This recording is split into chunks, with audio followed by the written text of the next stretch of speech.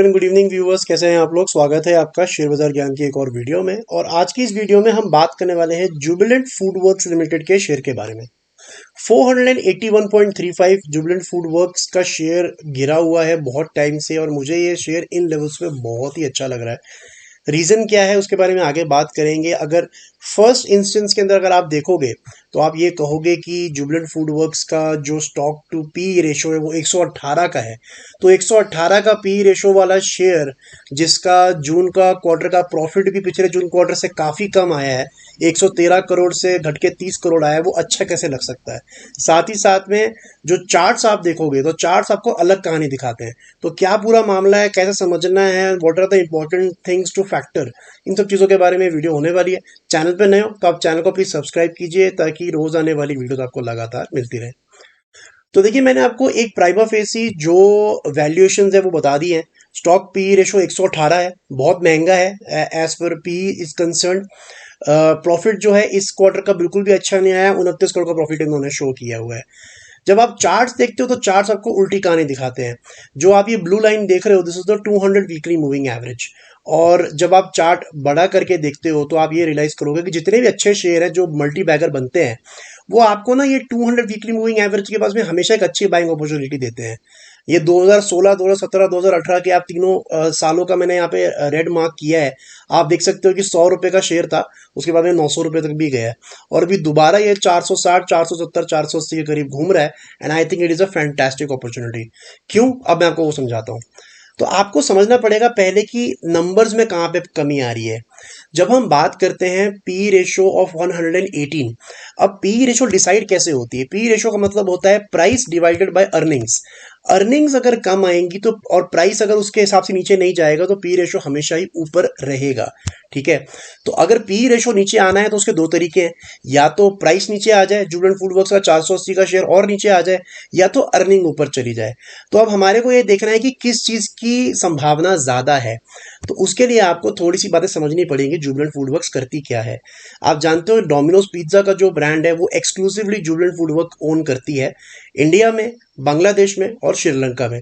सिर्फ इंडिया के अंदर में इनके पास में 1800 से ज्यादा स्टोर्स हैं, और इनका जो फोकस है वो है 3000 से ज्यादा स्टोर्स करने का इन द कमिंग ईयर्स। साथ ही साथ में अमेरिकन ब्रांड्स जो बाकी हैं, जैसे कि डंकिन डोनट्स है, पोपाई रेस्टोरेंट्स हैं, ये सारे इंडिया में आ चुके हैं। इन्होंने कुछ कुछ चेन्स इनके खोल भी दिए हैं, रेस्टोरेंट्स इनके आउटलेट्स खोल भी दिए हैं। कंपनी लगातार एक्सपैंड कर रही है। अगर आप इनका बैलेंस शीट देखोगे तो बैलेंस शीट के अंदर में एक वर्ड होता है जिसको कहा जाता है कैपिटल इन प्रोसेस।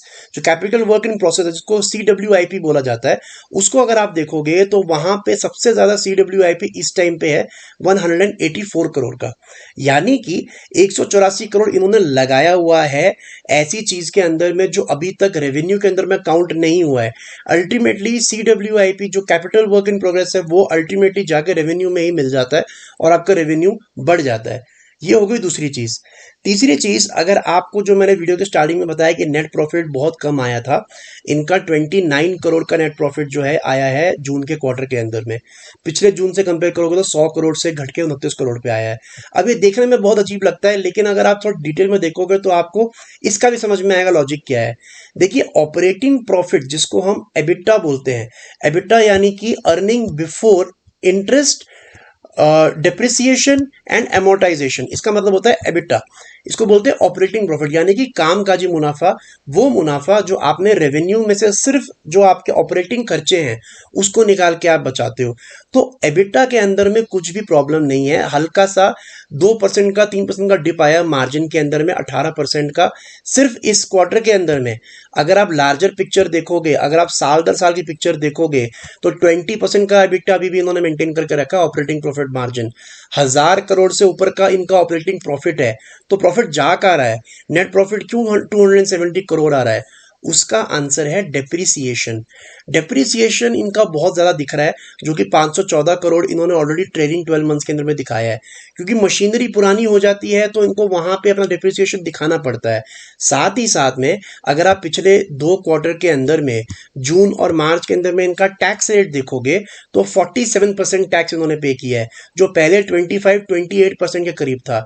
ये चीजें ऊपर नीचे हो जाती हैं, ये टैक्सेस भी नीचे आ जाएंगे, कभी ऊपर भी चले जाएंगे जाएंगे, this is not a permanent thing. तो इसीलिए इन चीज़ों से आपको स्टॉक को जज नहीं करना है, और यही चीज़ आपको मार्केट भी बता रही है।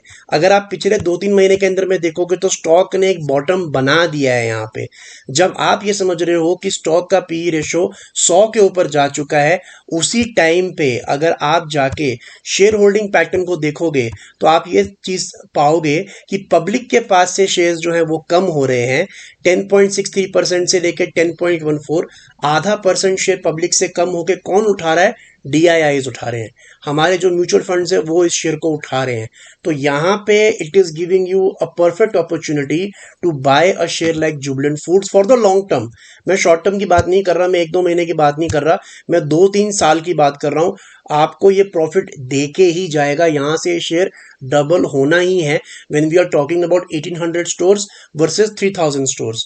और जिन तरीके की बाकी इनकी फ्रेंचाइजीज हैं, जिन तरीके का इनका कैपिटल जो एम्प्लॉयड है इस टाइम के ऊपर इन प्रोग्रेस, जब वो रेवेन्यू के अंदर में आएगा, अपने आप ही जो इनका अर्निंग्स हैं वो ऊपर जाएंगी, और प्राइस जहां मर्जी हो, प्राइस टू अर्निंग रेशो नीचे आएगा ही आएगा।